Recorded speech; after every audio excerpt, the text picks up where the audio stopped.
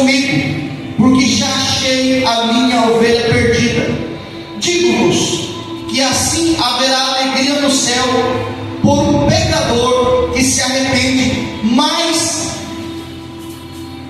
do que 99 justos que não necessitam de arrependimento. Ou qual, vamos para a segunda palavra, ou qual a mulher que tendo 10 dracmas, se perder uma dracma, não acende a cadeia e varre a sua casa e busca com diligência até achar, e achando-a, convoca as amigas e vizinhas, dizendo: alegrai-vos comigo, porque já achei a dracma perdida. Versículo 10. Assim vos digo, que há alegria diante dos anjos de Deus por um pecador que se arrepende. Última palavra, versículo 11, a parábola do filho pródigo. E disse: um certo homem tinha 2 filhos, e o mais moço deles disse ao pai: dá-me parte da fazenda que me pertence. E ele repartiu por eles a fazenda. E poucos dias depois, o filho mais novo, ajuntando tudo, partiu uma terra longínqua e ali desperdiçou a fazenda, vivendo dissolutamente. E havendo ele gastado tudo, houve naquela terra uma grande fome, e começou a padecer necessidade. E foi e chegou-se a um dos cidadãos daquela terra, a qual mandou para os seus campos a apacentar porcos, e desejava encher o seu estômago com bolotas que os porcos comiam, e ninguém lhe dava nada. E caindo em si disse: quanto trabalhadores de meu pai têm abundância de pão, e eu aqui pereço de fome. Levantar-me-ei e irei ter com meu pai. E disse-lhe: pai, pequei contra o céu perante ti, já não sou digno de ser chamado teu filho. Faze-me como um dos teus trabalhadores. E levantou-se e foi para o seu pai. E quando ainda estava longe, viu-se o pai, e moveu de íntima compaixão, e correndo lançou-lhes o pescoço e o beijou. E o filho disse: pai, pequei contra o céu e perante ti, e já não sou digno mais de ser chamado teu filho. Mas o pai disse aos seus servos: trazei depressa a melhor roupa e vesti-lo, e pondo-lhe um anel na mão e na sandália dos pés, e trazei um bezerro cevado e matai-o, e comamos e nos alegramos. Até aqui a primeira parte da leitura. Quem pode glorificar o Senhor por essa palavra? Glória a Deus. É uma leitura tanto quanto extensa, mas é uma leitura necessária. Aqui dentro da simbologia, nós vamos retratar a respeito, primeiramente, que ali a Bíblia aqui ela enfatiza e dizer, ela generaliza que todos os publicanos faziam questão de estar com Jesus Cristo. Quem que eram os publicanos? Os publicanos eram aqueles a quais recebiam um salário do Império Romano na época. Por quê? Porque o Império Romano dominou o mundo na época. E Israel, eles não aceitavam mais essas pessoas, porque eles rejeitavam, eles afastavam, eles abominavam esses publicanos, porque eles trabalhavam para o inimigo da nação. E todo aquele que constitui inimigo da nação é inimigo de Deus. Trazendo para os dias atuais, todo aquele que é inimigo da igreja é inimigo de Deus. Todo aquele que é inimigo do bom trabalho da obra é inimigo de Deus. Todo aquele que impede o crescimento da obra é inimigo de Deus. E vemos que todos os publicanos e todos os pecadores daquelas cidades circunvizinhas, eles aproximavam de Jesus. Mas Jesus, ele não era como um cristão do século 21 atual. Jesus, ele tinha prazer de andar num lugar conhecido como Vale dos Rejeitados. Esse Vale dos Rejeitados, para muitos que não conhecem, era um lugar conhecido por ficar os doentes, por ficar aqueles povos que não eram nascidos dentro da cidade, porque a cidade só poderia ficar as pessoas puras, pessoas sadias. No entanto, tinha-se uma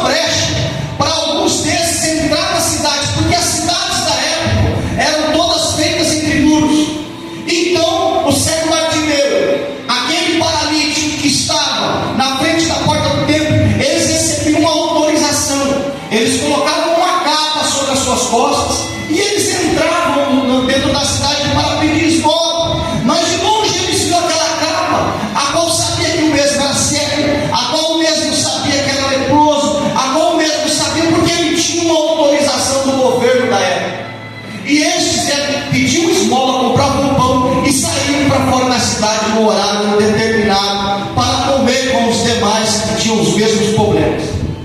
E Jesus Cristo, quando vem, ele quebra o protocolo. Porque Jesus Cristo, ele não anda igual o homem anda.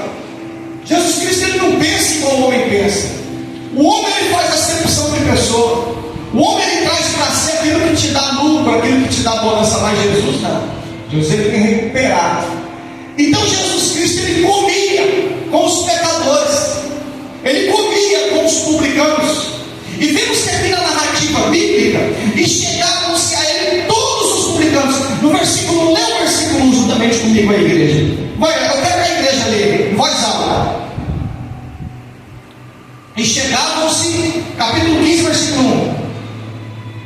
Chegavam-se a ele todos. Amém, até aí. Chegavam-se quem? Todos. Todos. Por quê? Porque era um povo rejeitado, era um povo humilhado, era um povo que apanhava guerra, era um povo sofrido, era um povo que até exercia aquela profissão. Por quê? Porque a fome na época era tamanha. Ele tinha que levar pão para a esposa, tinha que levar pão para o filho. Então chegavam-se todos. A Bíblia implica em dizer que todos se chegavam até Jesus e eles comiam. Mas os religiosos, vamos continuar essa leitura do versículo 15, ó. E os fariseus e os escribas murmuravam. Ali na época tinha os religiosos, que eram os fariseus, os saduceus e os escribas. Essa era a cúpula religiosa da época. Então, quando eles viam Jesus Cristo sentado com aqueles homens, com aqueles doentes considerados impuros, com aqueles pecadores, eles abominavam. Quem é esse? Olha o que eles vão dizer. Olha, e os fariseus murmuravam dizendo: este recebe os pecadores e come com eles. Jesus Cristo, o olhar dele para nós é diferente. Ele olha mais diferente. O olhar dele para você é diferente. Não pode fazer acepção, final. Não pode te olhar de baixo para cima, mas Jesus te olha de cima para baixo. Jesus olha o que está dentro do teu coração, a verdadeira intenção. Ele sabe os seus pensamentos. E ele se assentava e comia com os pecadores. Ele se assentava e comia com os rejeitados. Ele se assentava e comia com os doentes. E mais, ele curava os doentes.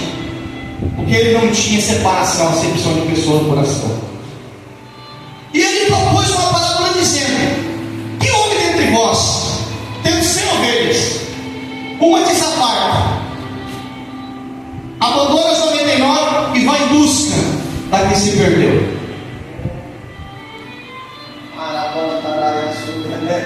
Quem está aqui é porque Jesus trouxe aqui. Quem está aqui é porque Jesus trouxe aqui. Aqui não está falando de ovelha, aqui está falando de gente. Aqui tem 30. Vamos colocar uma simbologia. Só que aí no culto de amanhã nós temos 29, irmã Maria. Nós estamos deixando as 29 para buscar aquela que se perdeu? Cadê aquelas que se perdeu? Cadê as ovelhas que se perdeu? É muito bonito dizer: ganhei tantas almas, trouxe tantas pessoas, fiz tal coisa, mas cadê esse que se perdeu? Já foi atrás? Já foi buscar? O pastor aqui, ele abandonou 99. O risco dele perder é grande, mas ele foi em busca da que se perdeu. Ela se perdeu dentro de casa, foi para o mundo e se perdeu, está perdida, ninguém sabe onde está. Olhando para a Bíblia, o urso vem e arrebata a ovelha. Davi mata o urso e recupera a ovelha. Passam-se dias, o leão vem e arrebata a ovelha dele. Davi vai, mata o leão e arrebata a ovelha de volta. O pai Deus olha: se ele cuida desse jeito das minhas ovelhas, das ovelhas do pai, como ele cuida das minhas? Como você tem cuidado das ovelhas?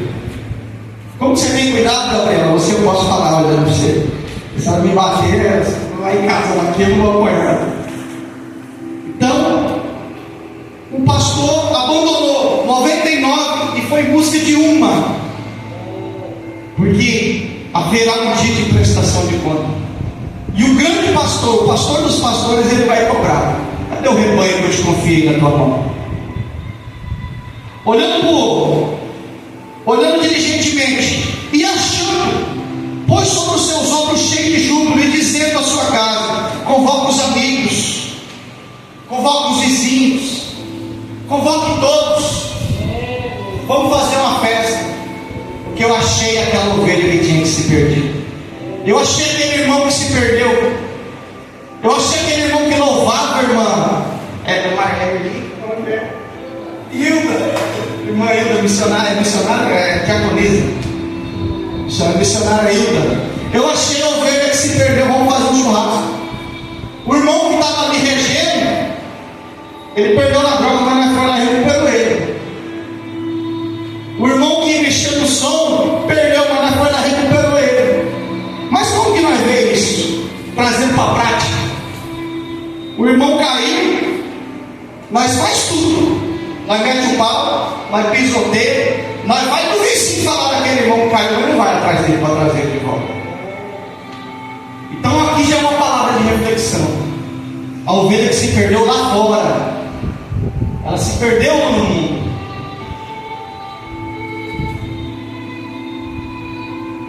Qual a mulher? Versículo 8. Qual a mulher, tendo 10 dracmas, se perdeu uma dracma, não acende a candeia e varre a casa, e busca com diligência até achar? Essa dracma que ela se perde aonde? Dentro de casa. Estão prestando atenção no texto? Vou ler de novo, versículo 8. Ou qual a mulher que tendo 10 dracmas, se perder uma dracma, não acende a cadeia, não acende a lâmpada, não acende a lâmpada, não acende a lâmpada, e varre a casa com diligência. Ela tira os móveis, pega uma vassoura e começa a varrer de dentro para fora. Essa daqui se perdeu aonde, igreja? A ovelha perdeu aonde? Fora de casa. Essa perde dentro. Isso aqui vai ser explicado no final de todo o estudo, porque é uma harmonia nas 3 parábolas. E achando-a, convoca a amigas e vizinhos, dizendo: alegrai-vos comigo, porque já achei a dracma perdida. Assim vos digo que há alegria diante dos anjos de Deus por um pecador que se arrepende. Quantos de nós, irmãos, às vezes andam perdendo dentro da igreja? Eu mesmo já me vi perdido dentro da igreja. Eu mesmo chegou uma época que eu fiquei tão fraco, que eu não sentia mais a presença de Deus. Parecia que o irmão colocava um louvor da harpa para cantar, e eu olhava na harpa, via que ele tinha 5 estrofes, eu falava: esse louvor tem 5 estrofes. Doido que acabasse tudo para poder ir embora, eu estava perdido. Eu estava perdido. Mas por intermédio de oração, por intermédio de algumas pessoas, me acharam. E eu tenho certeza que teve festa no céu, assim como o texto diz. Versículo 11. E disse: um certo homem tinha 2 filhos, e o mais moço deles disse ao seu pai: pai, dá-me parte da fazenda que me pertence. E ele repartiu a parte da fazenda. Naquele tempo, ou até o tempo atual, até os dias de hoje, um homem só tem parte da herança do pai a partir do momento que o pai morre. Então, quando o pai morre, se você tem 3 irmãos, é dividido perante a lei por 3 partes iguais. Então esse jovem, esse moço, ele chega no pai dele e fala: pai, o negócio é o seguinte, me dá minha parte da herança, que para mim o senhor já morreu. Trazendo uma linguagem mais explícita, como que você cobra a herança que o seu pai ainda vida? Como que você vai pedir para o seu pai, diácono irmão Aguinaldo, vender aquela casa, ele e sua mãe ainda em vida? Mas ele fez isso, e o pai, sem questionar, falou: não, toma a tua parte, vai. E este mesmo, o que ele faz, irmão? irmão. Ele pega parte da sua herança e ele vai para uma terra onde ele não conhece ninguém.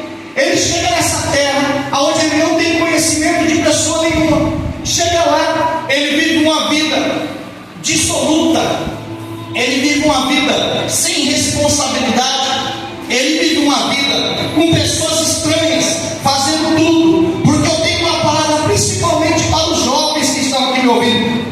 Prestem atenção, jovens, que quando você tiver dinheiro, que você estiver longe da aparência da sua família, ou longe da presença, longe do centro da tua casa, você com dinheiro no bolso, você é rodeado de amigos. Você com dinheiro no bolso, você tem amigo para amanhecer, tem amigo para beber, tem amigo para andar, tem amigo para tudo. Mas quando acaba o dinheiro, cadê o amigo? Cadê o amigo? Então, a herança desse jovem, ela já ia se chegando ao fim, já ia se acabando. E tem um ditado aí fora que diz que quando se acaba o dinheiro, se acaba o quê? A amizade. Quando se acaba o dinheiro, se acaba o quê? O amor. É muito ouvido falar isso daí. Quando se acaba o dinheiro, você arruma até inimigo. Porque quando você não tem nada, muito obrigado, irmão, Deus abençoe. Quando você não tem nada, ninguém gosta perto de você quando você vive uma vida mundana. Você não tem verdadeiros amigos. Eu já disse outro tempo aqui que amigo é aquele que ajuda a carregar o fardo. Amigo é diferente de colega. Colega é um. Nós temos que saber separar colega e amigo. Amigo é aquele que protege a retaguarda. Amigo é aquele que protege você quando você não está perto. Amigo é aquele que você fala algo para ele e guarda seu segredo. Ele não tem intenção de te derrubar. Uma diferença está entre amigo e outra diferença está entre colega. O colega, ele não tem muitas das vezes prazer em te ver crescendo. Ele não tem prazer em ver você subir numa posição. Ele não tem prazer de ver que você canta bonito. Ele não tem prazer de saber que você prega. Ele não tem prazer. Mas o amigo, ele te empurra para o crescimento. Ele te empurra para uma faculdade. Ele tem prazer. Ele te coloca na presença de Deus e quer te ver firme na vereda da justiça do Senhor. Aleluia. Glória a Deus. Esse é o amigo. Mas no caso desse jovem era diferente. No caso desse jovem é outro fator. Ele, quando ele tinha a herança, que ele mata teu pai em palavras, ele extermina teu pai, pega a herança, ele vai para uma terra onde ele não conhece ninguém. Todo mundo ali olha ele como forasteiro. Então, enquanto ele tem o que oferecer, ele vai ser bem tratado. A partir do momento que acabar o dinheiro, eu quero ver. Vamos para a leitura da Bíblia? Quem pode glorificar o Senhor nesta noite? Glória a Deus, aleluia, Jesus. Está de boa compreensão, irmãos? Tem alguém com alguma dúvida? Então é bênção pura do Senhor. E foi e chegou-se a cidade daquela terra, a qual mandou para os seus campos e apacentou porcos. No versículo 14: e havendo ele gastado tudo, houve naquela terra grande fome. Cadê os amigos? Cadê aquele que estava bebendo até amanhecer do dia? Cadê aquele que estava do lado na hora da prostituição? Cadê aquele que na hora que estava bebendo, não, rapaz, você está comigo, está com Deus? Quem já escutou esse ditado aí fora aí? Está comigo, está com Deus. Até apareceu o primeiro BO, né? O primeiro problema. Apareceu o primeiro problema, é cada um por si, Deus por todos. Deus não vai deixar de estar, né? Mas o rapaz. Então, meus irmãos, no versículo 14 do capítulo 15, e havendo gastado tudo, houve naquela terra grande fome, e começou a padecer necessidade. Versículo 15: e chegou-se a um dos cidadãos daquela terra, a qual mandou para os seus campos e apacentou porcos. Veja bem, a minha compreensão do texto. Ele chega para ele, arruma um serviço para trabalhar. Só que assim, o serviço, quando você não tem conhecimento de quem vai te entregar, a pessoa muito dificilmente vai te dar um pagamento adiantado pelo teu serviço. Portanto, você vai ter que trabalhar. Mas o dinheiro que você tinha como reserva, você gastou tudo, de forma absoluta. Então ele trabalhou, ele começou a sentir fome, e ele estava apacentando o quê? Porcos. Ele tratava com porcos. Eu creio que ele molhava ali a quirela, e ali ele dava para os porcos. Então a fome chegou a certo ponto que ele olhou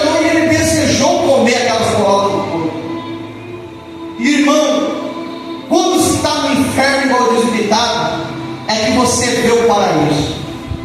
Muitas das vezes hoje, você pode olhar para si e se entristecer e achar que está ruim, mas pode aparecer uma outra situação pior na frente, que você vai olhar o dia de hoje e falar: rapaz, aquele dia daquele estudo de ensino estava abençoado, hein? Irmãos, certa feita eu recebi uma proposta para ir trabalhar no Pantanal, e foi eu, dois cunhados meus, um cunhado meu, o irmão do meu cunhado e um tio dele. E chegou lá, o patrão só queria contratar eu e o meu cunhado, então quer dizer que os outros dois iam ter que voltar de a pé. E eu não achei justo. Eu falei: já que eles vão ter que voltar, se eles vêm junto com a gente volta também. E eu não sei se alguém conhece Corumbá. De Corumbá ao Porto da Manga, conhecido lá, dá por volta de 93 quilômetros mais ou menos. E nós voltou aquela distância de a pé.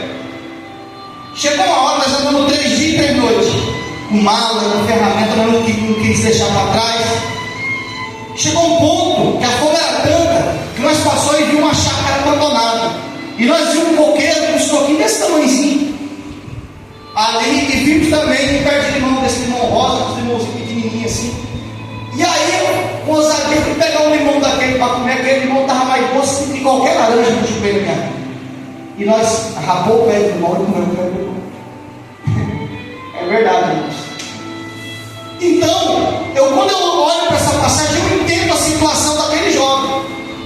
A fome dele já tinha passado do limite, mas ele tinha que passar. Toda ação ela gera uma reação. Tudo que você vai plantar, tu vai colher. Não vai tu pensando que hoje tu vai plantar e amanhã vai ficar tudo pior, que tu vai. A conta uma hora chega, e ela chega, mais cedo ou mais tarde ela chega. E com esse jovem não foi diferente. Ele com fome, olhando os porcos, ele desejou comer. Aí ele lembra de quem? Daquele que ele matou. A memória dele é ativa. E ele diz bem assim, ó: e caindo em si, os trabalhadores do meu pai têm abundância de pão, versículo 17. E caindo em si, os trabalhadores do meu pai têm abundância de pão, e eu aqui pereço de fome. Ele lembrou da casa do pai. Ele lembrou da casa do pai. Ele falou: ali eu nunca padeci fome. Os funcionários do meu pai, os escravos do meu pai, comem muito melhor do que esse povo aqui. Ele lembrou que o pai dele era amoroso com ele. Ele lembrou que o pai dele tratava bem. Ele lembrou que lá na igreja tinha prova, mas ele sabia que Deus estava com ele. Ele lembrou, ele lá na bebedeira, ele lá naquele mundo ruim, naquela tribulação, aonde ele olha, ele vê se escarnecido no pecado, tudo sujo de lama. Ele olha e lembra do pai. Na casa do meu pai não tinha tribulação, eu tinha luta, mas eu comia bem, eu vestia bem, eu deitava na cama para dormir, eu dormia. E agora aqui não. Agora aqui é fome, é desejando comer as bolotas do porco. Imagina que situação, meus irmãos. Eu já passei muita fome. Eu fui uma pessoa muito terrível no passado. Eu estive conversando com o irmão João, já com o irmão João contou o testemunho dele para mim, no começo da sua conversão, e deu para entender também, que a rebeldia nos leva a pagar preço, absurdo, peso pesado, e a gente aprende porque Deus é pai, e todo pai que ama o filho, castiga o filho. Deus não deixa de castigar a gente não, porque Ele nos ama. O pai que ama o filho não aparta a vara da disciplina dele, mantém ela firme, acesa. Versículo 18: levantar-me-ei, irei ter com meu pai. Eu direi: pai, pequei contra o céu e perante ti. Ele caiu em si. Esse choque de realidade para este homem não precisou de ninguém atrás dele, certo? Mas ele chegou uma hora lá no mundo que ele falou que levantar-me-ei. Eu quero dizer uma palavra para a igreja nessa noite. A fé sem a obra, ela é morta. Porém, quem aqui já ouviu alguém falar que temos que provocar o nosso milagre? Se estamos passando uma situação situação difícil, levanta, vai orar, levantar-me-ei, levanta-te, começa a consagrar, levanta, começa a buscar o Senhor, não fica prostrado não fica caído não. Esse jovem ele caiu em si, eu pequei contra o Senhor e perante meu pai, mas ele se levantou, ele tomou a primeira atitude. A primeira atitude quem nos dá somos nós. Isso não depende de Deus. Irmãos, existe um livre-arbítrio. Se porventura todos nós que estamos aqui nesse culto de ensino decretarmos e o reunirmos e resolvermos sair lá do bar beber, todos nós vamos beber e alguém pede. Quero fazer uma pergunta: Deus pode impedir? Não pode, porque Deus não mexe nas suas escolhas. Deus não se intromete naquilo que você escolhe para você. Então, a partir do momento que você toma a decisão de você vai, mas para você voltar, depende de você também.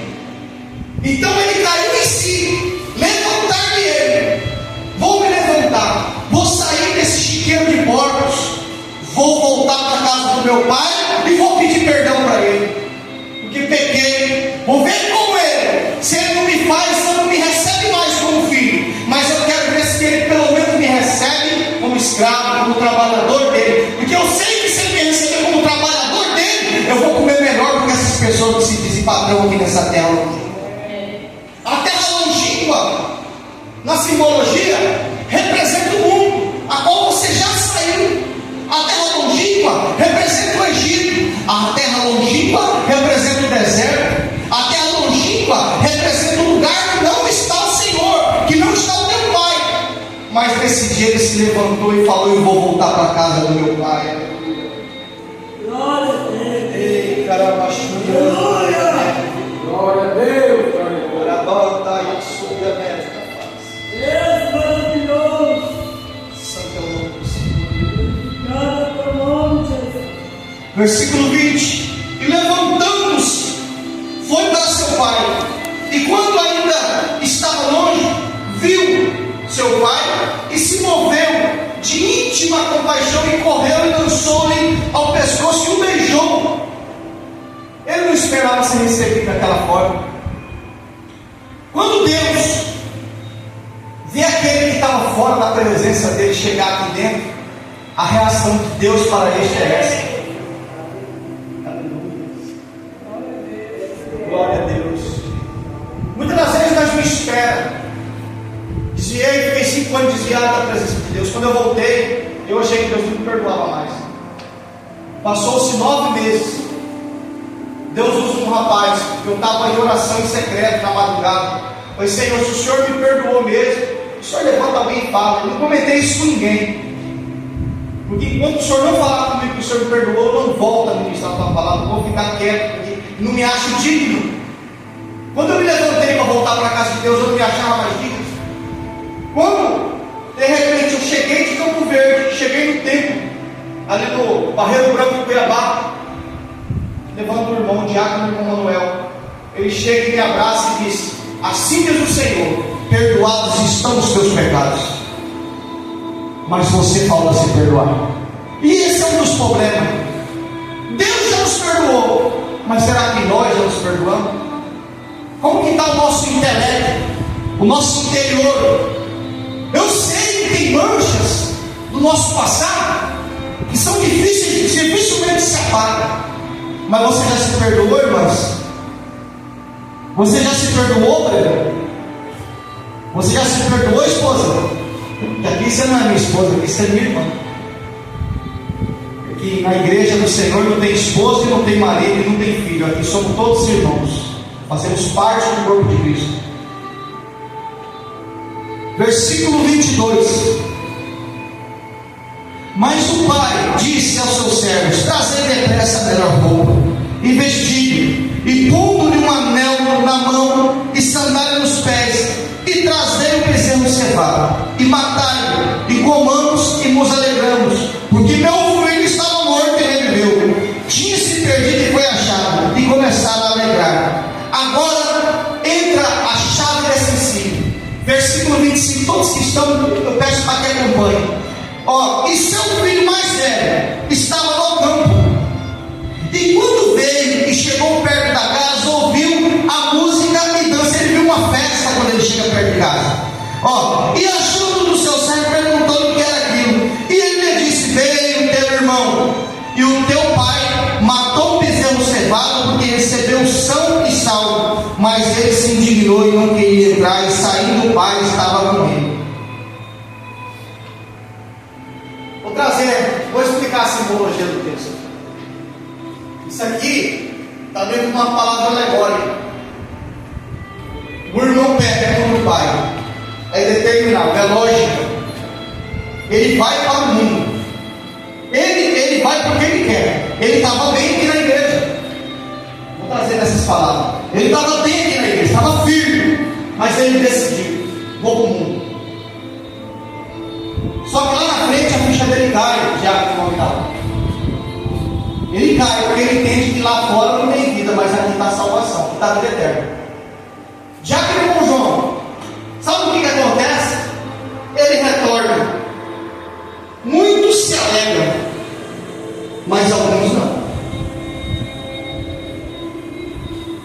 Sabe o que representa? Na primeira parábola, o pastor vai em busca da primeira ovelha que se perdeu, e ele recupera e faz festa, chama os vizinhos e chama os amigos. Esse representa a pessoa que se perdeu lá fora, que é o filho pródigo. Na segunda parábola, a dracma se perde dentro de casa. É aqueles que estão perdidos dentro da igreja, aonde aquele que retorna não consegue sentir alegria. Esse representa o irmão do filho pródigo.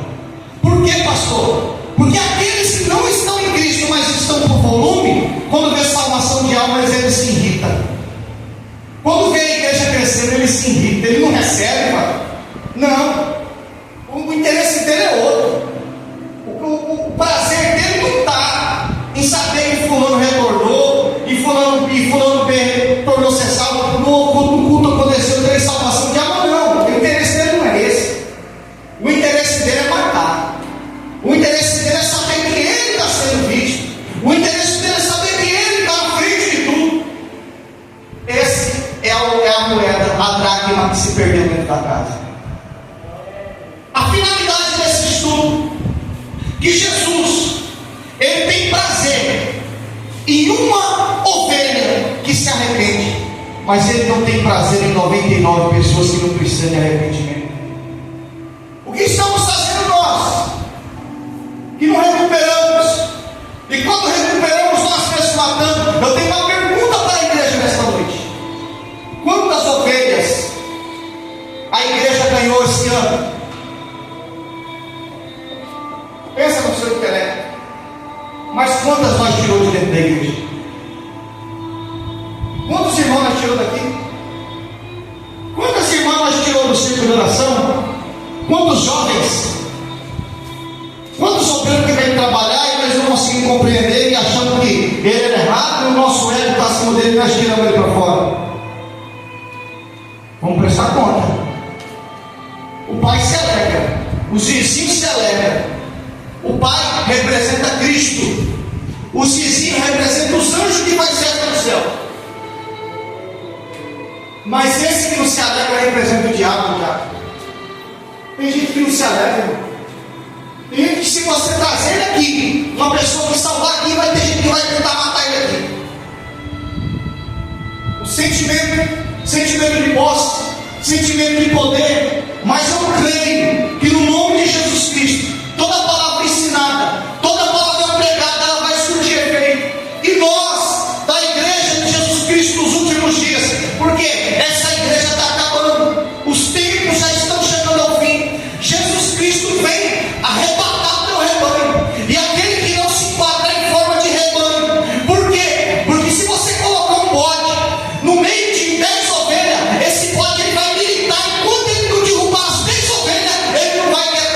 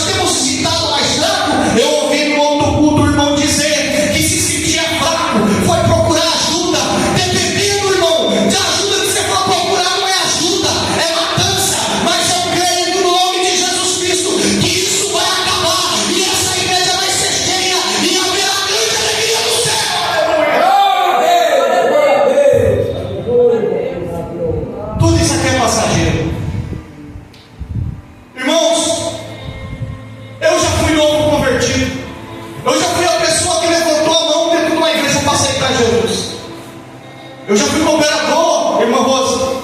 Já fui diácono. Sou presbítero. Mas já tive dirigir igreja. Fui pastor. Já fui excluído por pecar, por errar. Deus me deu uma nova oportunidade e me colocou de pé mais uma vez. E Ele viu que eu precisava dessa oportunidade. Porque quando é com nós, entendemos que precisamos de oportunidade. Por quê? Porque só tem misericórdia aquele que um dia precisou da misericórdia. Só entende de perdão aquele que um dia precisou de pedir perdão. Só entende de amor quem um dia foi rejeitado, foi humilhado. Então esse aprende a amar. Só entende o valor de cada pessoa aquele que um dia estava num canto e todo mundo passava e ele não existia nos olhos de ninguém, mas Deus o viu. Deus te viu, irmã Rosa. Deus te viu, irmão João. Deus te viu, Aguinaldo. Deus te viu, irmãos do círculo de oração. Deus te viu, pastor. Todos que estão aqui, Deus viu. Muitas das vezes o homem lá fora não pode te ver, ou te humilhou, te rejeitou, te chutou, mas Deus te viu e te colocou no lugar de segurança. Glória a Deus. Glória a Deus. Aleluia. Esse é o chamado de nós. Se colocar os pés, meus irmãos. Deus maravilhoso. Feche seus olhos. Diácono irmão Aguinaldo, olha essa oração. Abençoa essa igreja. Pode devolver a direção do pastor.